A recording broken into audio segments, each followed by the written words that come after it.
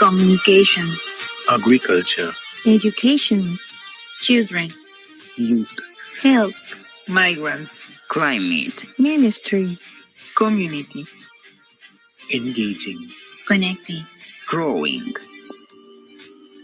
Real stories, real impact. Open Space Conversations, every other Tuesday, 10 a.m. Colombian time.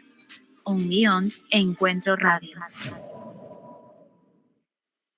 Hello, friends, family, and new audience. Welcome to another episode of Open Space Conversations, a program organized by DMFs of the United Methodist Church, cohort 2025 to 2027.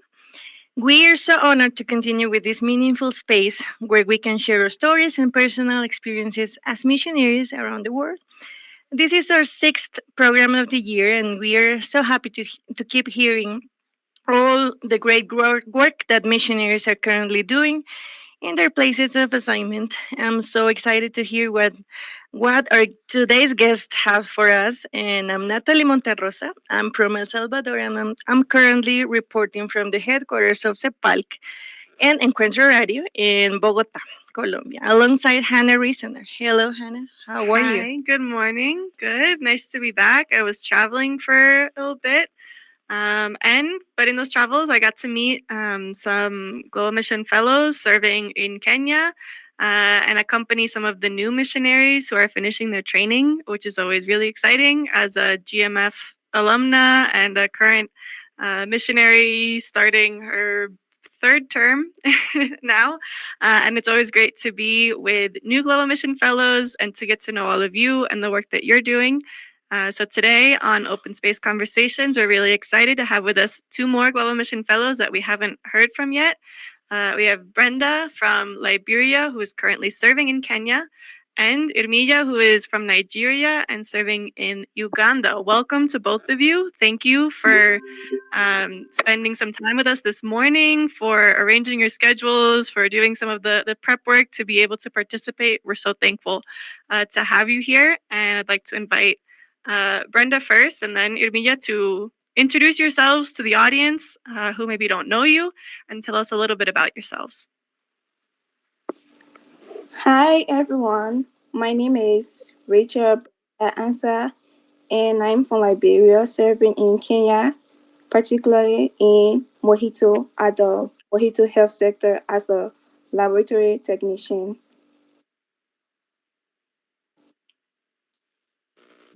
Hello everyone, my name is Samson Irmiya.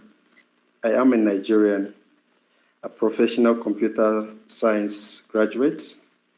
I'm currently serving in Uganda as a communications officer. Nice to be here as we dive deeper into the podcast. Thank you. And if you're tuning for the first time, Open Space Conversation is a program that has taken shape over the years. And in this season, led by the 2025-2027 cohort, we are going for a more like a relaxed and conversational and interactive style where guests share their stories through an open and genuine conversation. And as you listen, remember you can stay in touch with us by sending your messages or greetings through Encuentro Radio social media. Find us on Instagram on @CEPAL Encuentro Radio, on Facebook as /Encuentro Radio, or reach us via WhatsApp at Hannah. Please, can you say the number? So you can send a message to our WhatsApp for Encuentro Radio, +57, that's the Colombia International Code, 302-521-2342. Again, that's +57 302-521-2342. To say hi, to ask a question, to send a comment, let us know where you're tuning in from, and join as part of the conversation.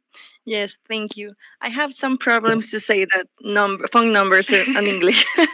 But, today's conversation is a special one because our guests are currently serving in two impactful areas and have merged them into the team Modern Challenges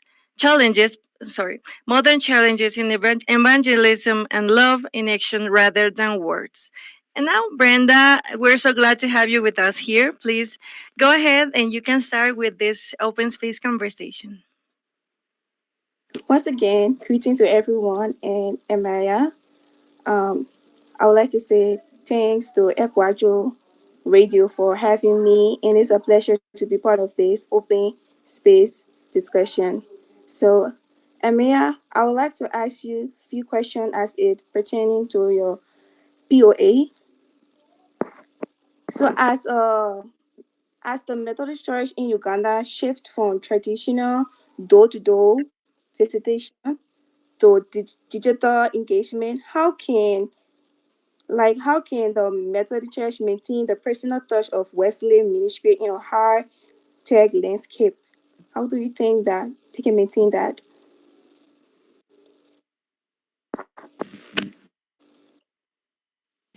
Thank you so much for this wonderful moment.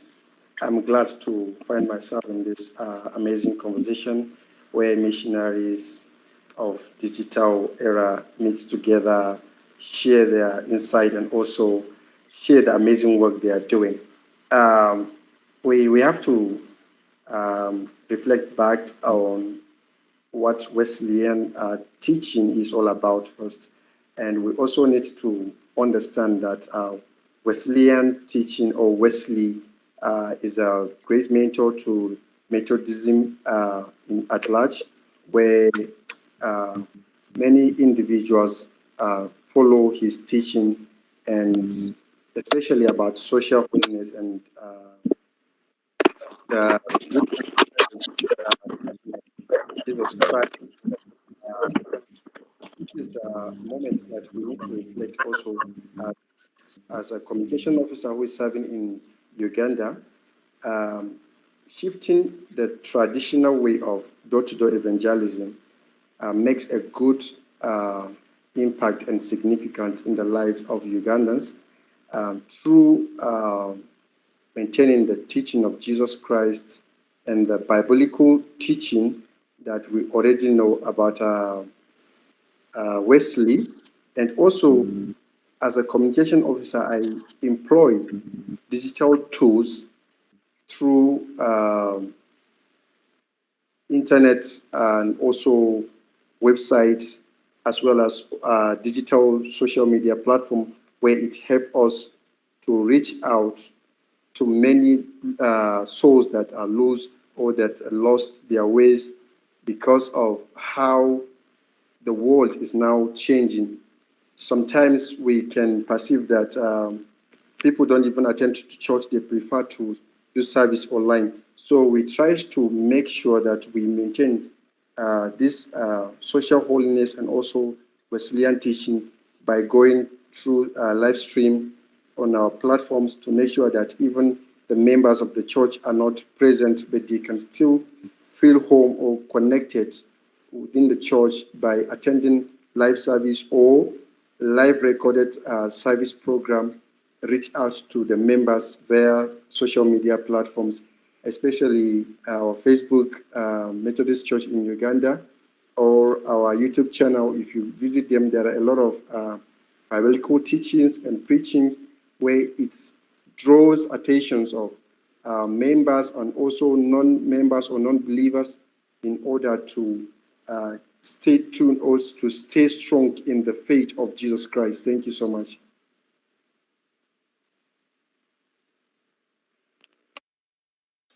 We can't hear you, Brenda.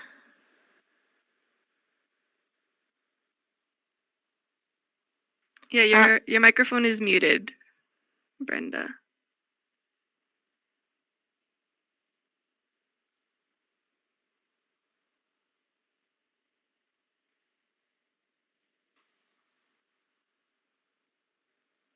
You can unmute your microphone.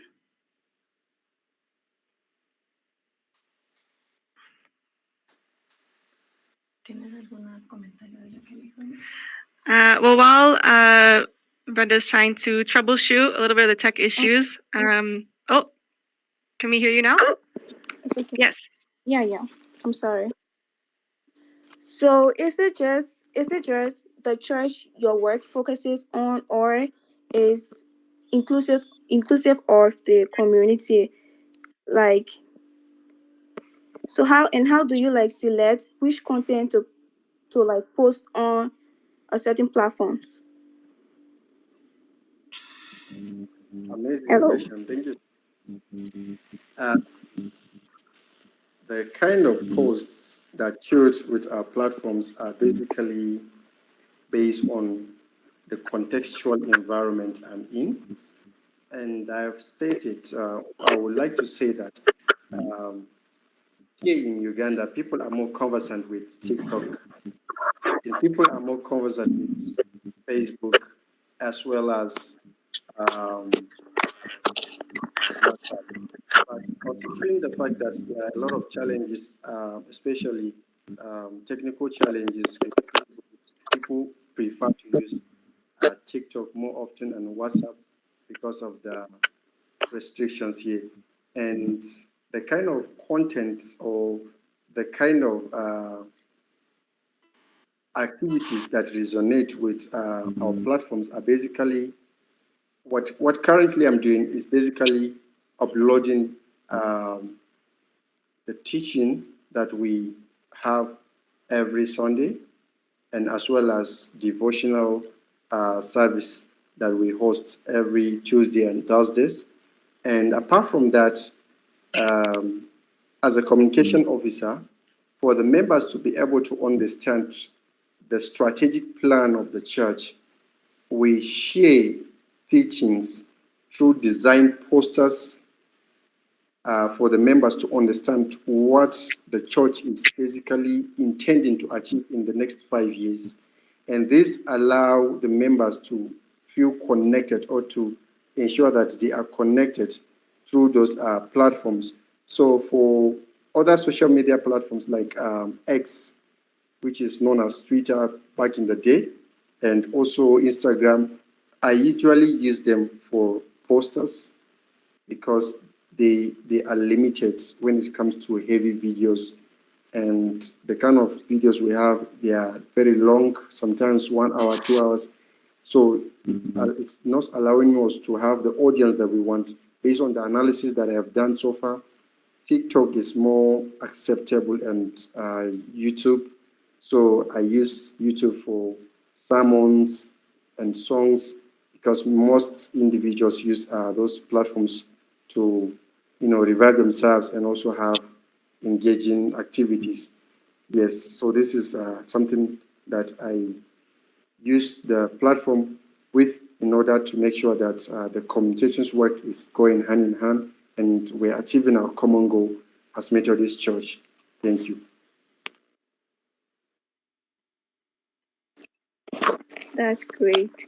So, Emilia, how do you ensure that your communication strategy doesn't just create it doesn't create a barrier, a data or like a or poverty barrier that excludes less privileged people or elderly people? Like, are they all inclusive in your work?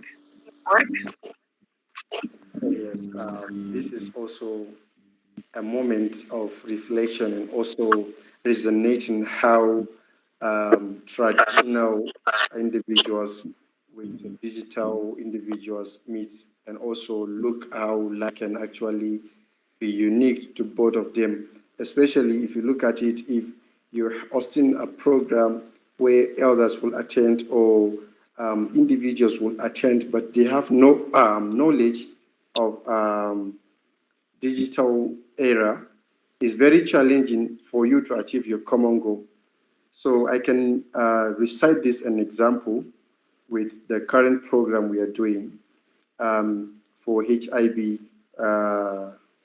awareness, where we do awareness and also is in collaboration with Global Health of the Methodist Church. So this program is so challenging, whereby we have to use radio station, we have to use traditional way of reaching out to the congregations and also the communities, because some of them they have no access to digital platforms. So we have to use messengers, or we have to use letters, send them information, whether it is teaching, whether it's preaching, and we have to do it in both English and in the local language of Lusoga or Busoga, so that, or in Luganda, because people in some part of the country, they don't understand English. You need to translate that. So we look at the both sides whenever we're hosting programs or whenever we're doing our digital activities or communication work, so that it will be inclusive of all individuals, both privileged and non-privileged. Thank you so much.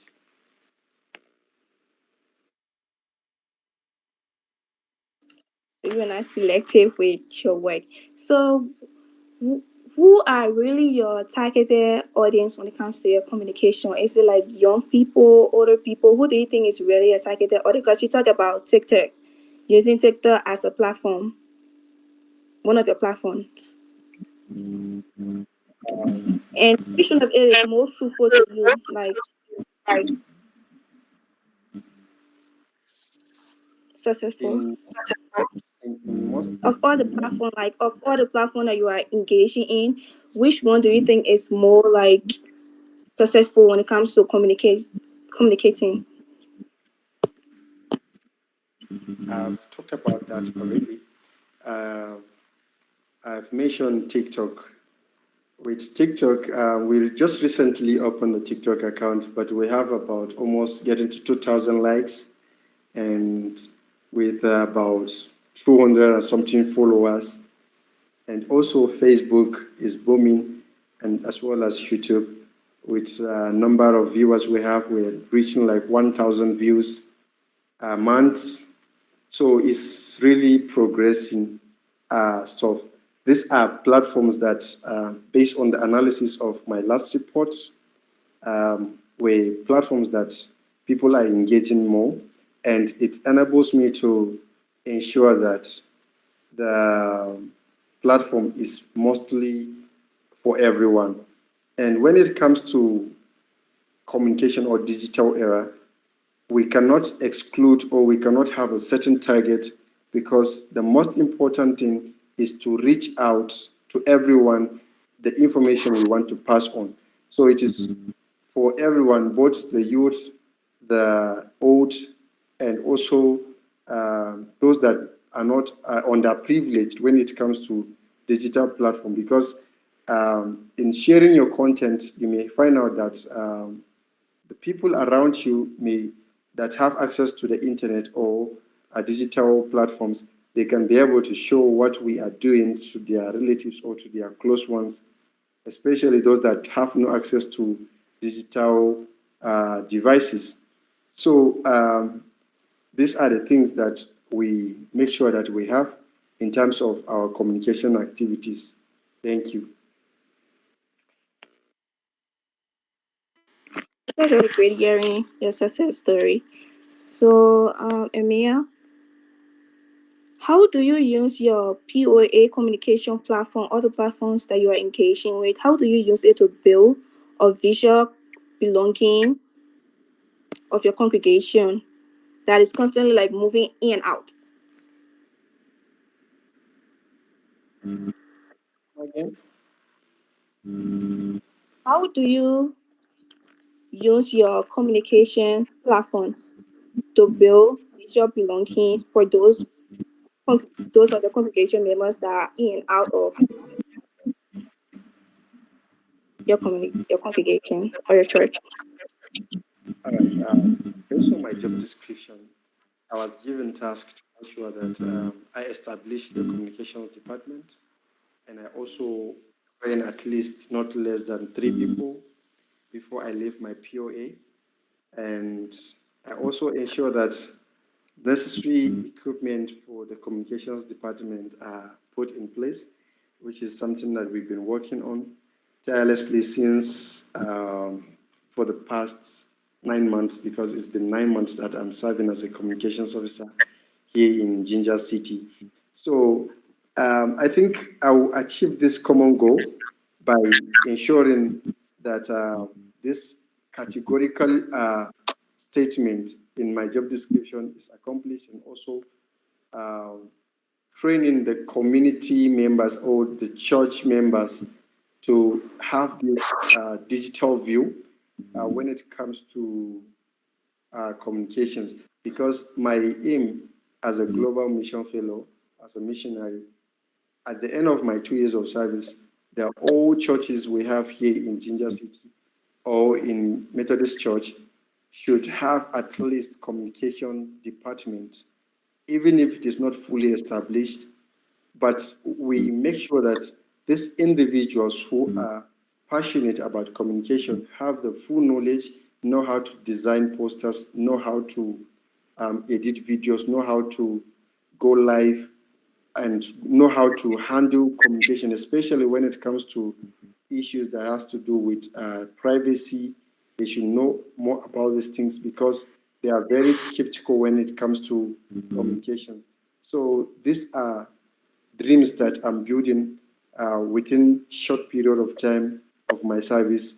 And I know even if it's not 100% achieved, but at least 90% should be achieved, or 80% of what is basically in my mission accomplished, so that those that are coming behind me should be able to take over from where I stop as a communication officer. Thank you so much. That's actually great. So, Irmiya, I know your work comprises of communication. Is not it doesn't just focus on the church, but also, or you are, I don't know, engaged with traditional, or you are surrounded by traditional people. How do you blend the tradition of Uganda with your work as a missionary or Christian life, like when it comes to communication? Uh, Here in Uganda, when I came first, I thought, in my perspective, I thought that almost everyone is digitalized or they are conversant with, you know, communications, until I find myself in the field where we have to, do things like traditional way while adapting or implementing digital aspect of communications, because communications is not only about digital uh, movement, but it's also about how you pass information to people and understand what you are basically, telling them or passing to them. And also, their response determine how they understand the communications. So the first thing that I try to do is to make sure that I put in place um, a policy book or a policy of communications and digital media, where we can make sure that there are certain committees that will help in the movement. As an individual who came from a different world, from West Africa to East Africa, I know it's going to be very challenging when it comes to maybe communications. So those people that I'm working with or as colleagues are basically the ones who are the steering when it comes to traditional communications. As as an individual who is digitalized, it's going to be very, very hard for me to communicate maybe with someone who is not understanding English. So translators are basically the number one tool that I use to ensure that my communication work is moving accordingly. And also, um, people are not conversant with digital, as I said. So when it comes to some of the digital aspect, we use paper and pen, or we print some of our work so that people can have access to books or the written notes in a way that they will read it and also understand what we're basically talking about.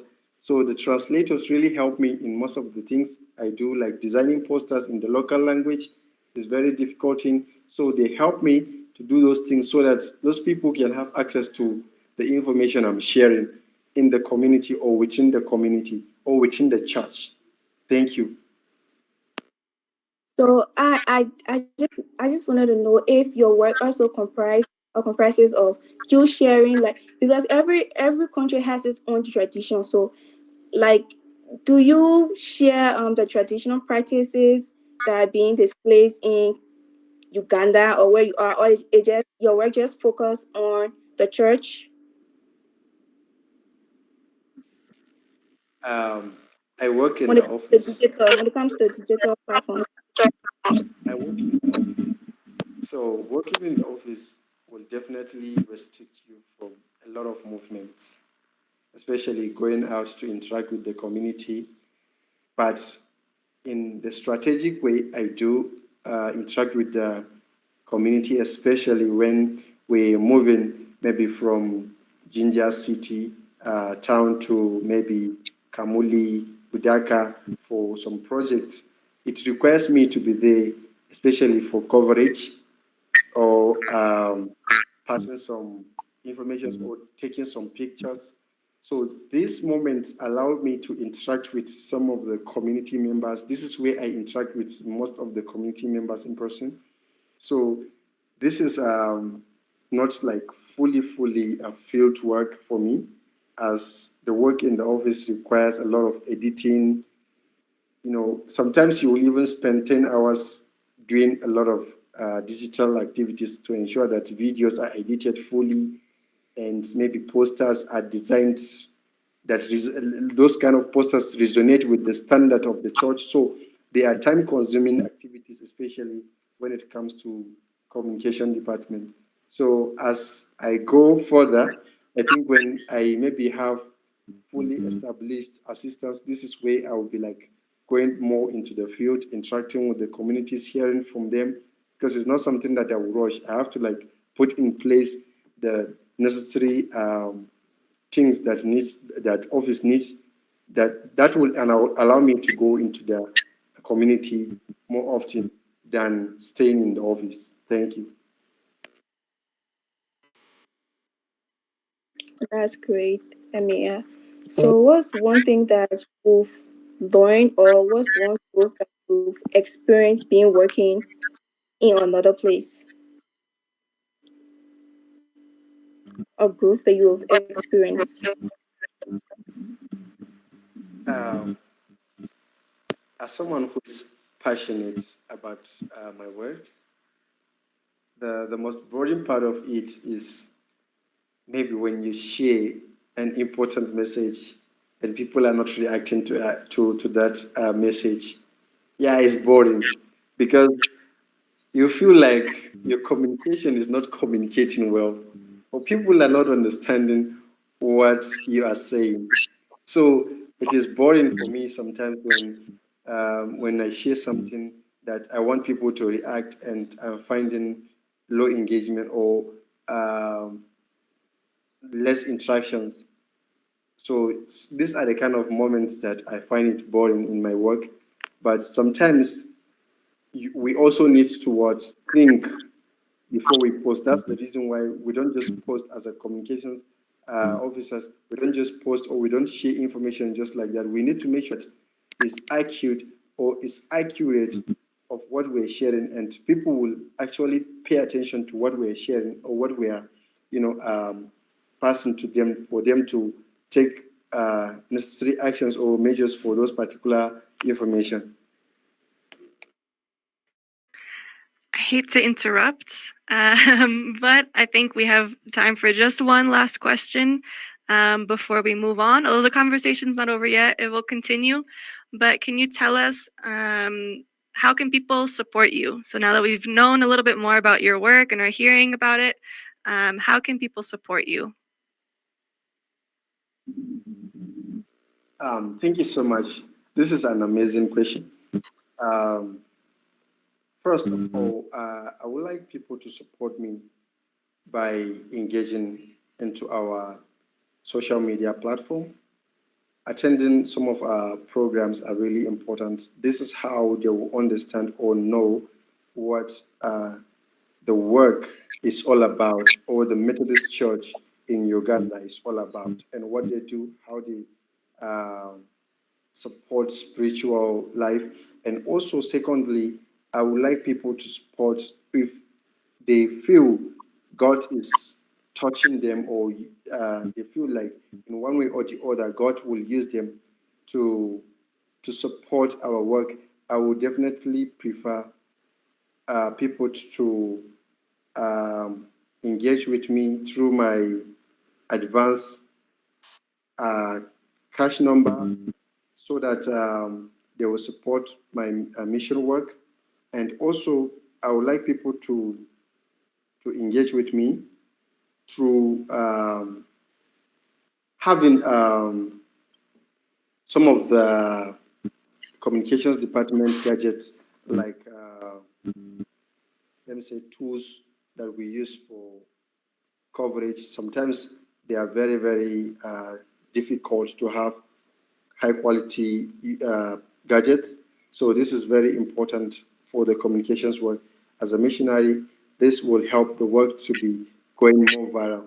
And for my advance number, people can support me through this number, which is 30 22 855. Um, this will allow me to keep doing the good work I'm doing as a missionary. Thank you. Thank you, Mira. It's been great to hear more about your work, um, your ministry in this way. We're going to take a quick music break. Don't go anywhere. We'll be right back to continue this open conversation.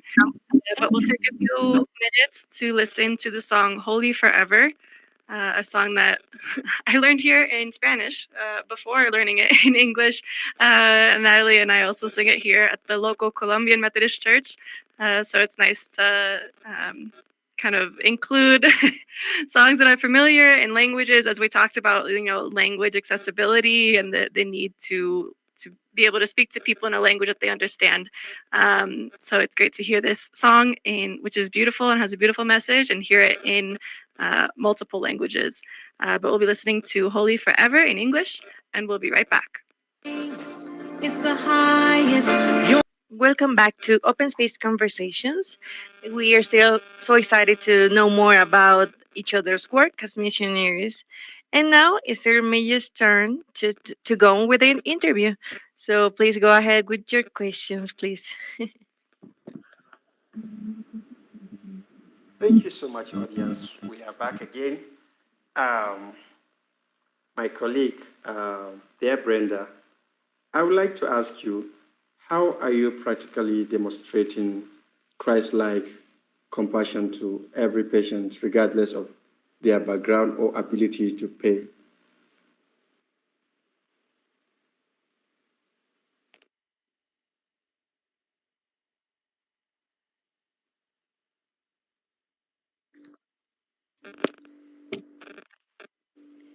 So, um, we show God, like for me, it's just by showing compassion to every patient that comes. Because when a patient comes to a hospital or facility, they are not coming based on their financial status. They are coming because of a condition. So you, as a health practitioner, you are not looking at this person standard, but you are looking at how you can make this person, or how you can help this person to solve their health problem that it came with. So the only thing you can offer because sickness does not come with your financial status. So if you are looking at this patient because of their financial status, you are being selfish. So I think you can offer a patient that comes, forget about their financial status, and offer them compassion. Because once a patient comes to a facility, they are not just sick physically, but they are also sick mentally. Because once you are sick, you are mentally disturbed. So when you come to a facility, the way I, as a person, will like talk to you gently, direct you, be kind towards you. It may not solve your problem at that moment, but it will help you to be calm in your spirit that whatever procedure you are about to go through, you will feel a bit secure, you will feel a bit safe to go on with your procedure. So as a person, as a missionary or as a person, I try to be compassionate towards patients because they are coming mentally drained. Apart from just their condition they are coming with, the least you can offer them is to be gentle, kind towards them. Even before that person is being treated or diagnosed, they will feel a little bit better in their spirit, man. If like they will feel a bit better even before they get to be treated. So it's not just about you telling them, oh, you gotta go and sit there. But you could just be kind and say, please go and sit. You will be next. Because sometimes a patient comes to a facility and they are disturbed. They sometimes become violent. They will do things that will like get on your nerves. But as a person working in a health center, you gotta be calm. You cannot be violent towards them because you should know that this person is in a condition, you know. So you gotta be calm towards them. You don't be violent towards them. Be calm so that whatever procedure they are about to go through, they will feel safe, calm, and secure to go through it.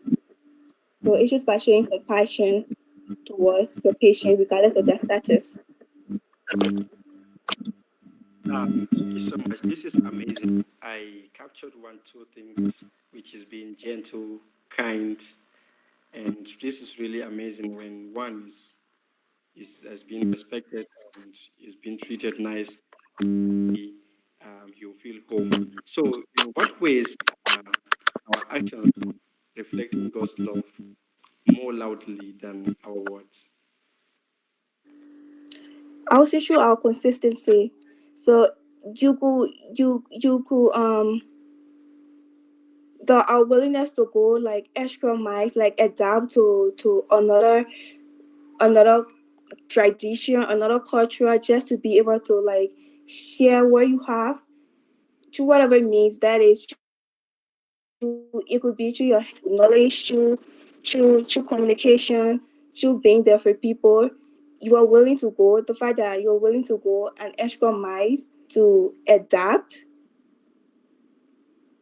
and feel fit there, and even if it's not something that it will take time to adapt, but you're willing to adapt to be able to share what you have with others.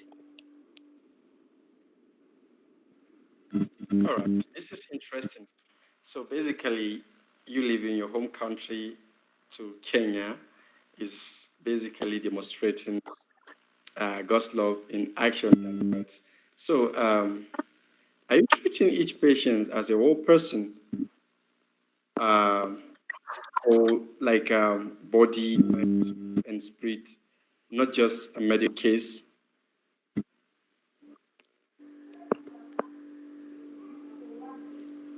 So when a patient comes, yes, of course. I remember each patient comes with different like situations or conditions. So they may come with a let's just say each of them may have malaria or a condition that will be similar, but then there are other underlying causes like this person is going through family problems, school problem, they are depressed and stuff, and you will find yourself giving encouragement to this person like, okay, don't, like, you will try to give them encouragement. I remember there was this patient, she came, she was in a labor and she came, and then we had a conversation and she was like she want to have a girl child. I found myself praying for this lady to have a girl child in that situation. And when she gave birth, she gave birth to a girl. Like I just felt that kind of, I don't know. I felt so amazed. Like I felt so great just hearing the news that she has given birth to a girl. Like it just felt like, I don't know, sharing her joy with her.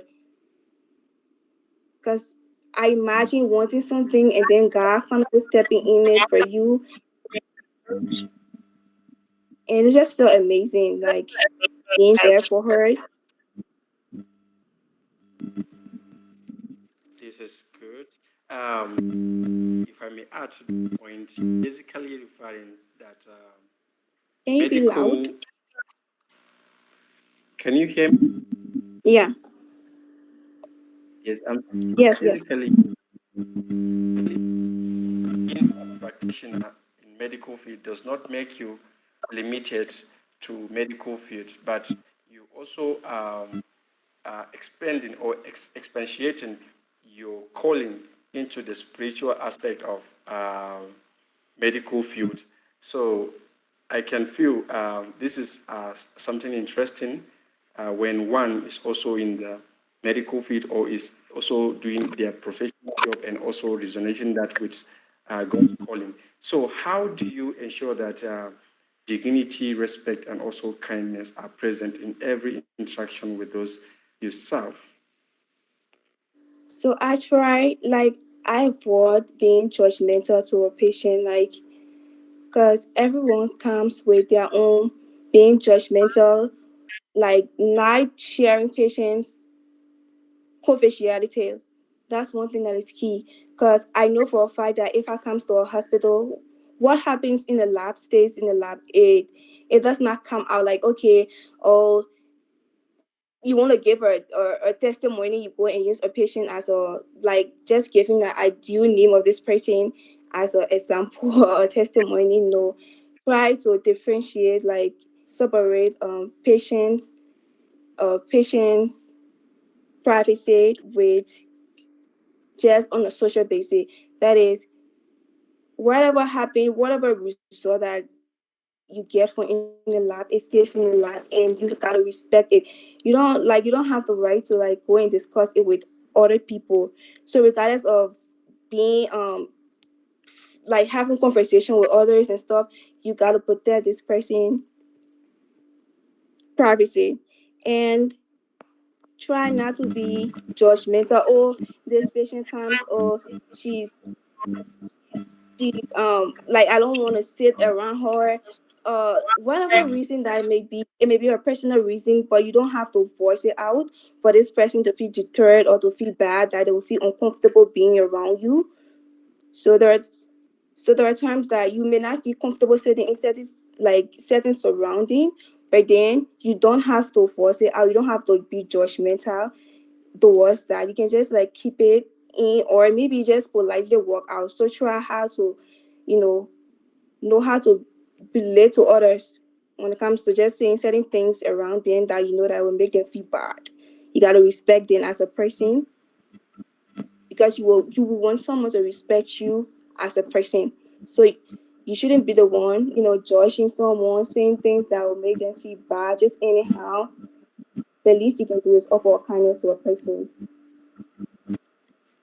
That's So great. So it's a vice versa thing, which means for you to actually in respect, you need to respect others, or you need to yeah. show kindness to others as you live with them. So it is very important that we're touching the spiritual aspect of your field. So what tangible needs, or let me say, whether it is physical, whether it is emotional or spiritual, are you meeting, or let me say, what are you like falling short of? So I would say one tangible needs that I feel like is physical, because most of the time you get to interact with patients physically. Sometimes, like, emotionally you are there because you will pray for them. Certain situation will come that you gotta pray for them, show empathic being in that situation and stuff. So you gotta pray for them.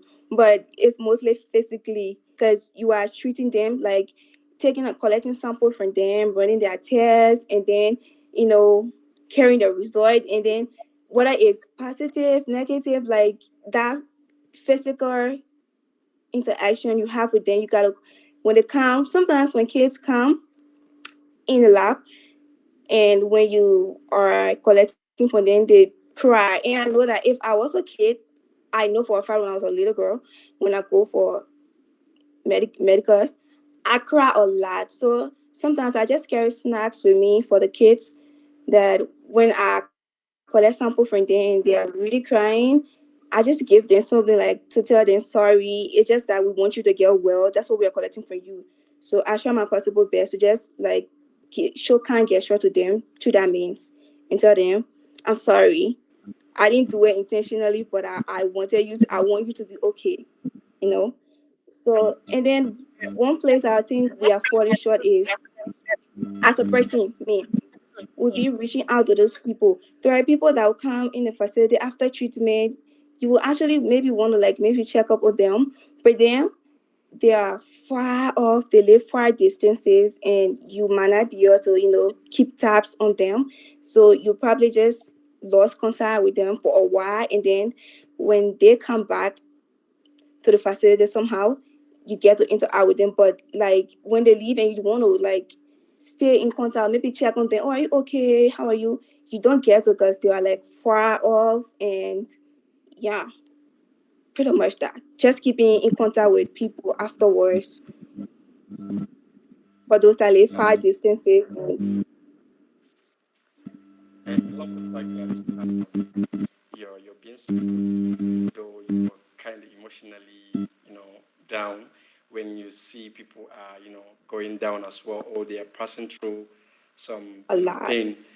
You for them, and this is actually uh, something that you cannot run away from. Do you, Yeah, but you, dear Brenda, do your daily actions align with the examples of service and also sacrifice shown by Jesus Christ? yeah. It may not be 100%, but yeah, there are times that sometimes you leave the facility and it's actually your off day, your off time. You know, your dismissal time, and you are home, and then you will get a call saying there's a patient here and there's an emergency. You have to be there. You are tired, like you just want to rest. Honestly, like you just want to rest. But then when you get a call, I'm like, I want to rest, but emergencies don't come out so often. So if I can take a few minutes of my time and just go and just do this pressing test, it will probably just take 20 minutes or so and come back. I will be able to rest and just sitting, and then this person needs my help, and I know that it may be on my personal time a bit, but I could just, you know, go and render a help and then come back.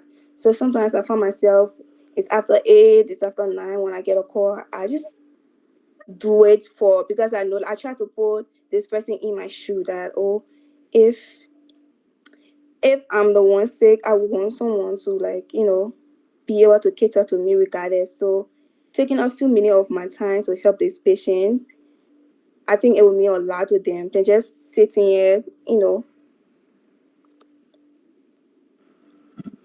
That's great. This response actually resonates with my And slogan, which is called humanity, or humanity come first.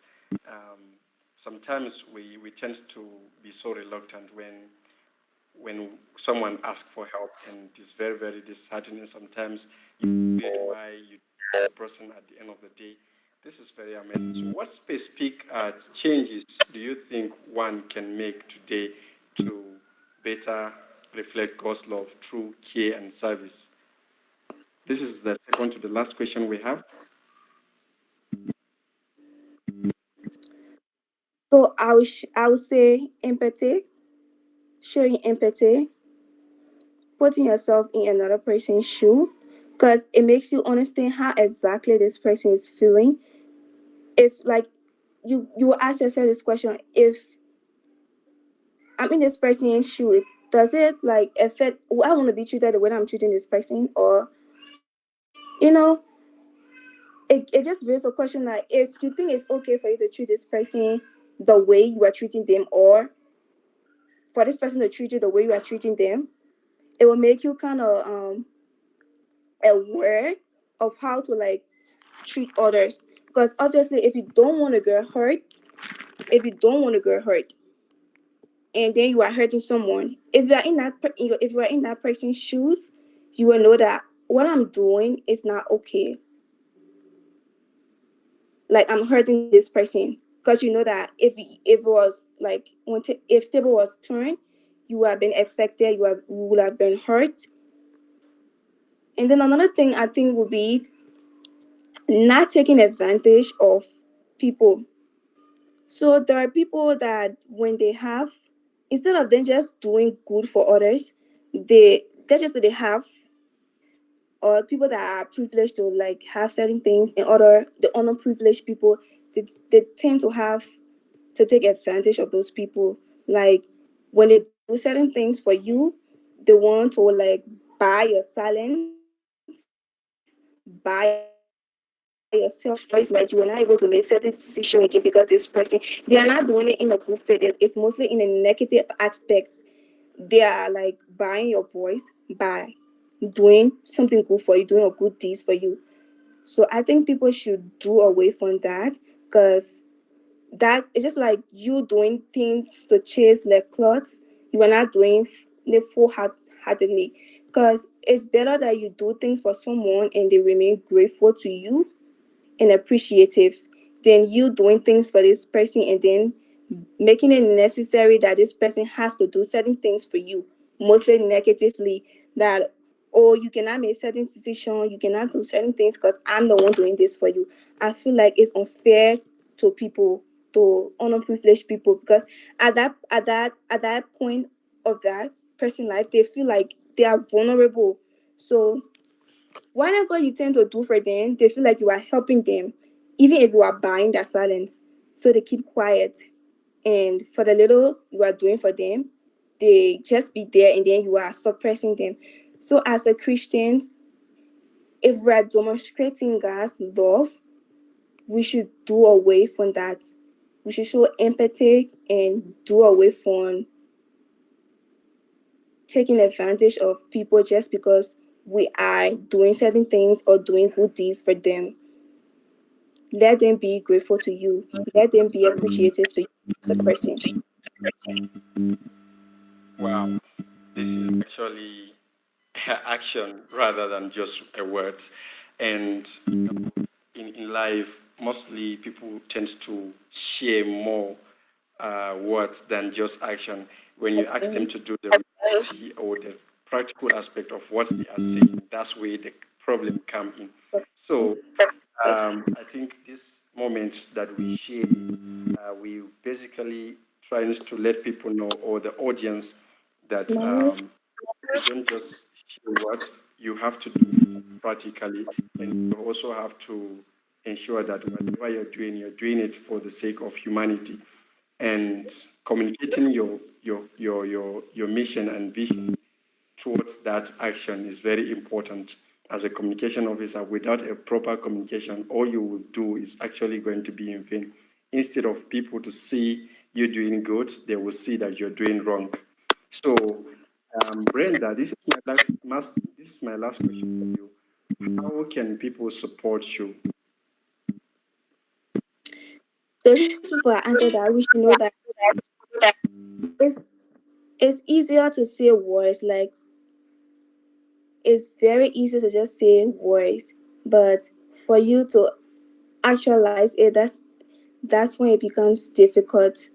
So if you are putting into action whatever you are saying, people remember that, to like, oh, this person said this and they did this. So know that you shouldn't just give out words to people, but rather back that out with actions. Because you would say, like, you would preach this word to this person. Let's just say you are preaching and you preach this word to this person, and be like, oh, and then you are doing other things. And then they'll be like, this person is saying this, and they are not even going by what they are saying. They tend to judge what you are saying. Like, they feel like you are not even saying the proper thing because you are not even living by what you are saying. So we shouldn't just be the ones to just give our words, but rather we should back them out with actions.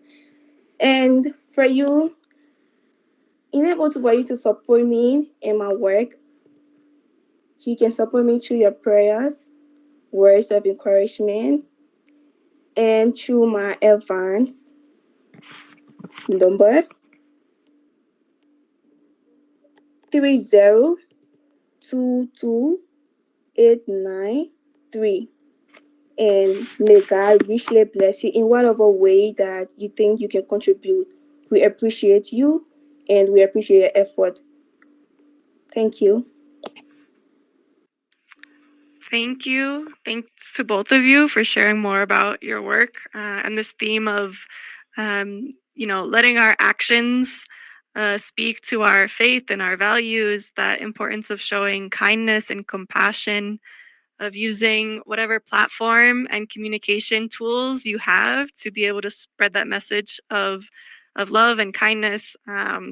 This like rooted in our following Jesus's example of being compassionate and underlying the dignity of all people. So even though both of you have very different work in very different fields in different countries, I think we still see the ways that that root message of justice and compassion and kindness and love and hope and all of these things that we believe as United Methodists and Christians manifests itself in a variety of different ways and through a variety of different works. So we really appreciate hearing both of these perspectives. And to all of the people who have tuned in from the US, from Mexico, from Colombia, from Ghana and Liberia and Sierra Leone and Burundi and more, if I didn't get a chance to see them. Thank you all for being here, for sharing these messages and these stories, and welcome always here to Encuentro Radio. Yeah, thank you. And before we close, we'd love to give you both a quick moment to share any final thoughts or send some greetings to our listeners, to your family and friends that are hearing us right now. Irmiya, you can start if you want. All right. Thank you so much once again.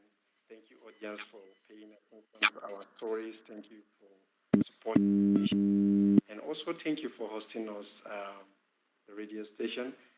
This is an amazing opportunity where we express ourselves and also express the kind of work we do.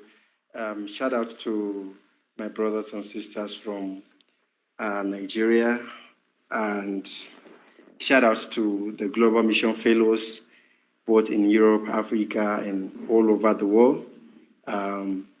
May you keep doing the good work, and may God continue to support you, help you in all you do. Never give up. The dream is alive, and this is something that you hold forever as you do the mission work. Thank you so much. Thank you. Brenda?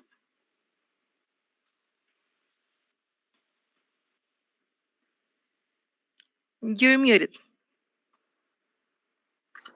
I would like to say thank you. I'm sorry. I would like to say thank you for having us. It was amazing being here and sharing from Irmiya his work and how it is imparting in mine. I just want to say thank you for all those who GMF and everyone that is watching us, and my friends and family from Liberia that was watching. It was great to be part of this open space discussion. Once again, thanks for having us. Thank you so much. And remember, you can catch us every other Tuesday from 10 to 11 a.m. Colombian time on encuentroradio.com.co and also on TuneIn. We're so excited to keep these conversations going and to continue building this community together. And as we wrap up today's program, we leave you with one last song that was chosen by Irmiya. It's Miracles Everywhere by Tim Godfrey. So until we meet again, may you go with peace, stay encouraged, and keep sharing hope wherever you are. Goodbye for now. Thank you. Thank you. Mercy,